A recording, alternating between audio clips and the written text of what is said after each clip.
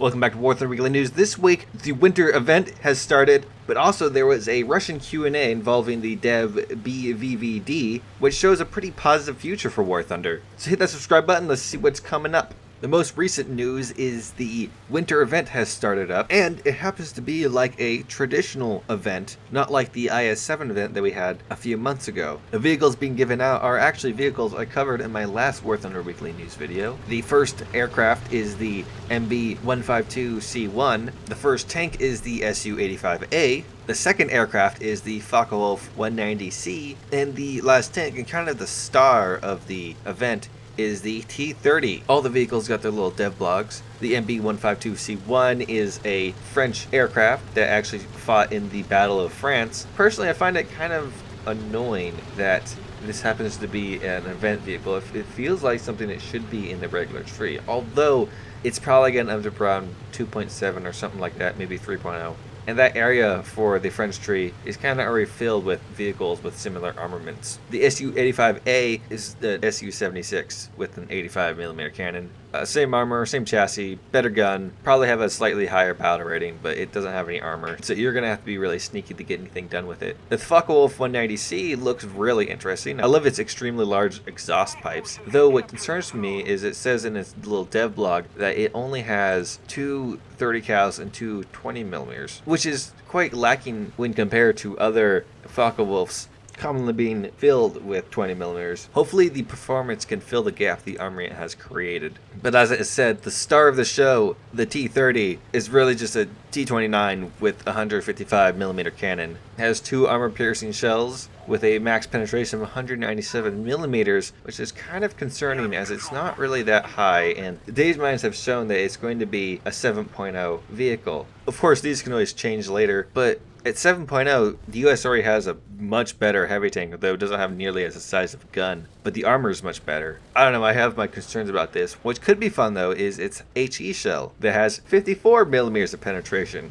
so you could do some great memeing with that. To get the lower level plane, you have to complete 5 plane tasks. To get the lower level tank, you gotta complete 5 tank tasks. And for the higher stuff, you gotta get 10 of their respective tasks. Along the way, you can get some other things. Now, it doesn't show exactly what pinup decals these are, so I can't really give you a reference whether if they're new ones or old ones. For tanks, it's a similar situation, except for instead of pinup decals, you get 3D decorations, which I believe are those automatic rifles that I showed off in my last War Thunder Weekly News. The tasks themselves are pretty straightforward. In fact, you could watch one of my older task completion videos to really understand them. Although they've changed them, they now have a task to bomb bases, which is pretty easy, but bombers get shot down a lot. And instead of getting supporting fire, you just have to get assists. Though generally I'd still suggest going towards killing X number of enemies, getting victories, and for tanks they have one of capturing zones, which is also very easy. Just getting some light meme vehicle and get over there, although it has to be at least rank 3. Along with the standard event thing, there was also a community event type thing in which you complete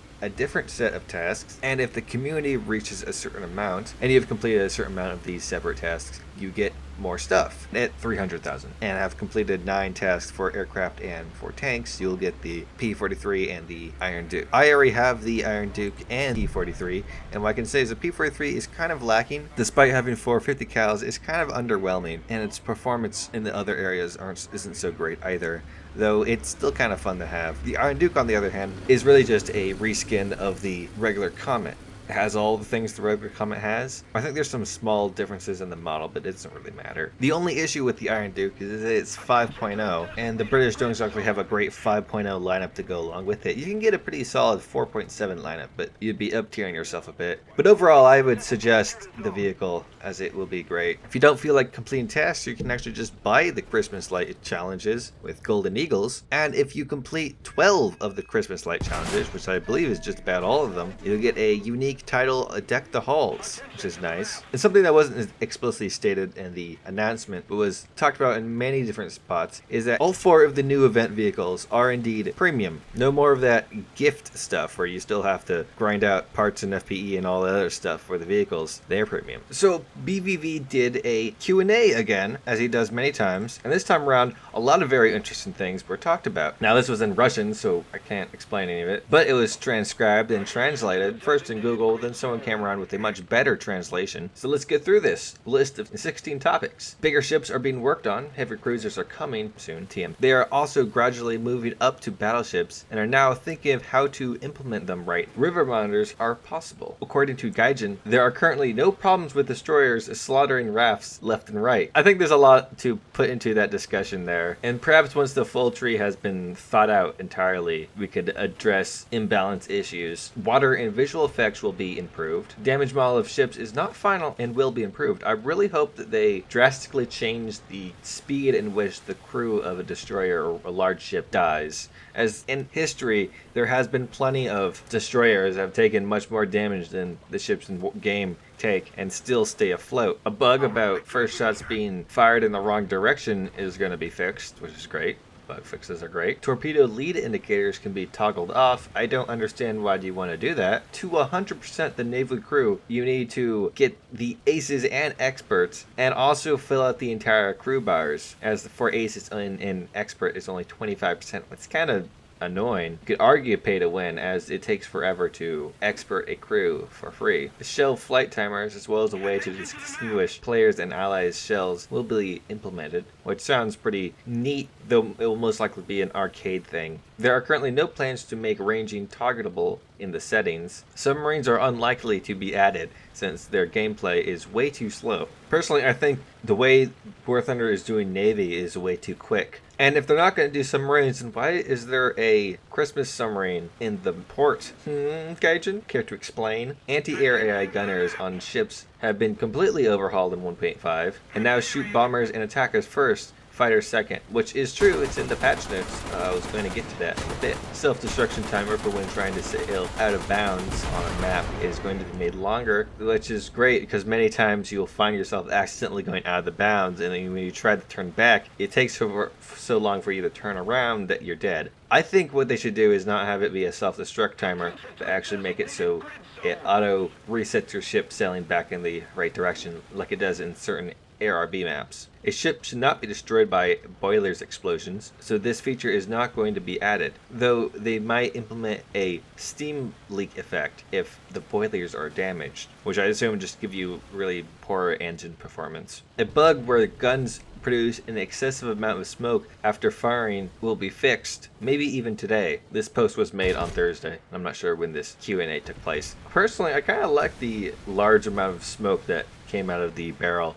It was neat looking, though I understand why it would need to be fixed. And electronic torpedoes wake effect will be removed, which would be very interesting, as you wouldn't be able to see those coming. Overall, I really like this news, as it states they are thinking about battleships, which is what I've been wanting in game since the original announcement. I'd also like it if they were to slow down combat a bit to accommodate things like submarines and other gameplay aspects. Or at least they should make a enduring confrontation version of naval where you just constantly murder each other over a few islands, which would be a really cool idea if implemented correctly. Maybe have it so when you capture an island, then you can have your guys spawn tanks on that island and defeat the enemy's tanks on the island, and then take an airfield and be able to fly planes and bomb the enemy's navy. And so capturing islands would be heavily important. That'd be a really cool game mode.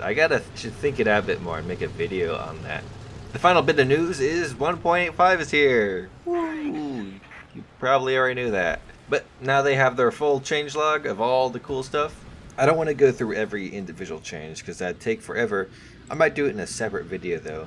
But some of the ones that I want to take note of are the ATGM nerf. Now, most ATGM vehicles cannot fire their ATGMs if they are going faster than 10 kilometers an hour. But what I've been noticed on this list is that the new Type 89 is not among them, and it indeed can go max speed and shoot ATGMs. Perhaps it's an oversight, or perhaps it's intentional. Another thing I want to bring to attention is the field repair mechanic. Originally, their idea for the field repair thing was that if your vehicle is damaged, any major module would be slightly repaired, but poorly. And then people didn't like that because it was a bit too arcadey, so they stepped back a bit and made it so it was only engine transmission that would be repaired. But now they seem to go back to having just about everything be poorly repaired, though for this to work you have to sit still for about 30 seconds, and even then it's not very effective. I wouldn't press forward in combat in this state. I don't know, I guess maybe if you have heat rounds actually you could still shotgun enemies. There was a large number of changes to naval. I mean, a lot of things changed, but I think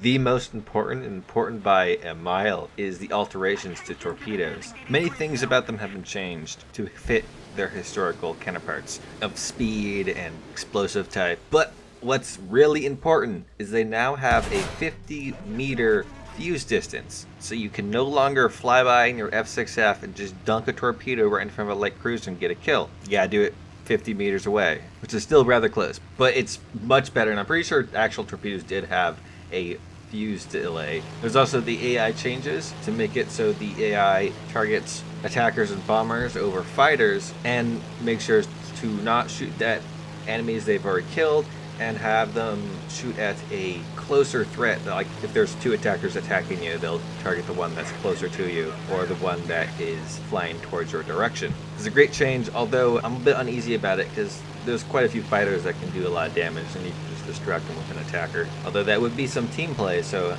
maybe that's not the worst thing in the world. Many smaller changes have been coming along in the changelog, changing a lot of things. They did some fixes on the Javelin, although I think that thing's still poor. But one I noticed that I thought was really important is that change to how they calculate critical damages. Or at least, I'm not sure how they used to work, but this is how they work now. Rewards for critical damage will be received by the player who knocks enemy crew members unconscious or sets them on fire. The player will only be rewarded for one critical damage on a particular vehicle once. If an enemy vehicle receives critical damage from multiple players before it is destroyed, each player that caused critical damage to the vehicle will receive an assist reward. If an enemy ejects from their vehicle after a critical damage has been caused by multiple players, those players also receive assist rewards. The last player to cause critical damage will be credited with destroying the vehicle. So that actually clears up a lot of questions I've had, but not all of them. I'm very curious on how exactly assists work, because I've had some strange events where you kill half the crew and then don't get an assist, but also times where you machine gun an enemy and do get an assist. There's also some changes to respawn point costs. The cost to spawn in a plane at 8.0 battle rating now no longer depends on battle rating and is always going to be 720 points. And the base respawn cost for helicopters is always going to be 450 now, unless you have ATGMs, which will be 625. Additionally, this is what actually matters, is the base cost for respawn in reserve vehicles is no longer 0 but 50, so unfortunately no more cheeky breaky. Besides that, some questions brought Pacifica, the senior form moderator, to state that battle rating adjustments in the future are more than likely for sure, especially as trees receive new equipment over time. Now Pacifica is only a senior form moderator, and I don't think he really knows anything for sure these. But he's been around a long while, so he probably has a good judgment on matters like this. Final bit of news, as this appeared in my Discord, as everyone wants to play new Rank 6 jets, especially the American players. It seems two people have snuck onto Rank 6 jets for Germany and Italy. My personal assumption is this is some sort of glitch, as I'm pretty sure I've seen this in the past, but hey, what if this is hinting towards something in the future? And as a final note, I wanted to do kind of a review on some of the new premium jets that have been added. Now I got the MiG-15 Abyss-ish from Gaijin, but I quickly realized that I am very bad at high-tier jets. At least I haven't played them enough to be good yet. But I can say that I think the jet isn't too bad, as I was able to score some kills, but at the very least it has a decent loadout, so you can do some good damage to a base before you die, even if you do suck. So it's almost a guarantee of experience. Maybe a more proper video on that later. Anyways, thanks for watching. If you liked the video, hit the like button. If you didn't like the video, don't hit the like button. If you have any comments or concerns, you can hit me up down below or on my Discord. If you want to see more, I make these news videos every Sunday, and I make random videos throughout the week, so hit that bell icon to be notified anytime I upload anything. And I like to stream on Fridays, so be there for those. I hope you have some great holidays. Thanks for watching.